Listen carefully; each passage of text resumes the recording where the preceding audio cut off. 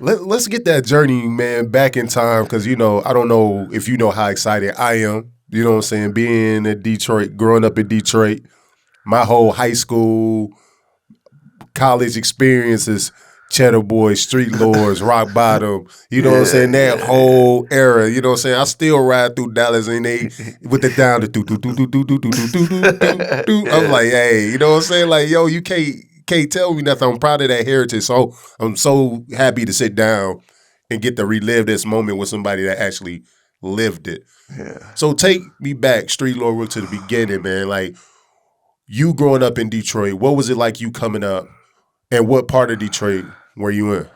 I grew up on the west side. I'm from P-Rock. You know, they said don't worry about what we cop. You know what I'm saying? So that's where I originally grew up at, but the Street Lords, it was mostly like my cousins and family, and like Blade, our parents used to kind of run together. And, Gotcha. And Juan, G-Rock. So it's always like a family thing. Like it was all love. Like we wasn't really all cousins, but we damn near all was close and grew up since kids. And we just come together and it gelled. I think the competitiveness from each individual made that group something.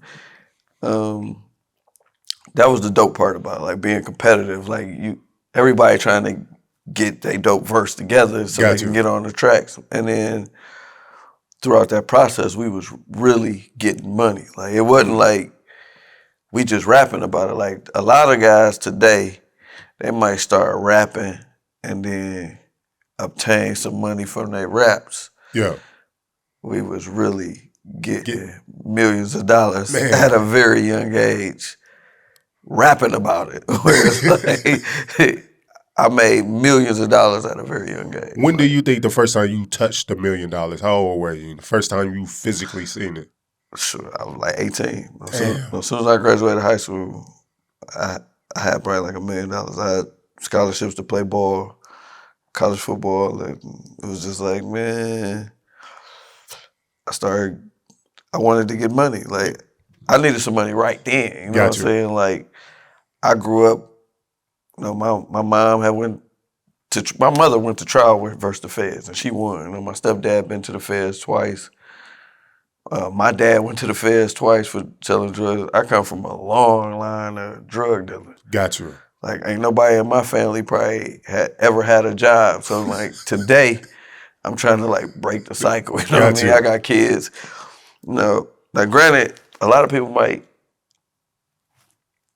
think I did something great from dealing drugs, like, oh yeah, they made all this money, they the popular guys, and like our street reputation kind of preceded us. But to be honest, that ain't something I'm proud of today. Like my biggest moment in life is like, I got kids who graduated college. My oldest daughter graduated from Michigan State.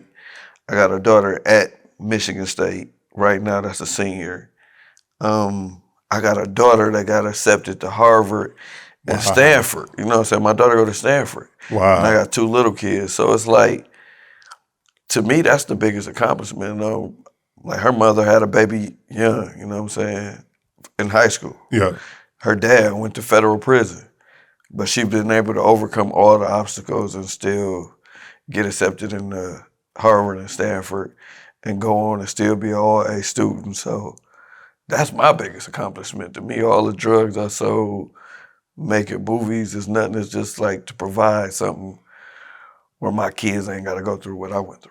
So this is definitely a testament, man. Like, and coming from that, because I know we do live in, I think American culture has always kind of glorified the renegade. I mean, you look back in like Billy the Kid, and we always the mobsters.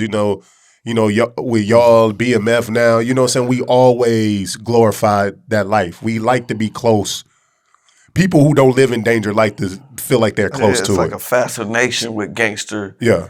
Like, I ain't gonna lie. Like, when I grew up, like, my parents was gangsters. Like, I was fascinated by gangster movies. Like I love Scarface. I love Goodfellas, Casino.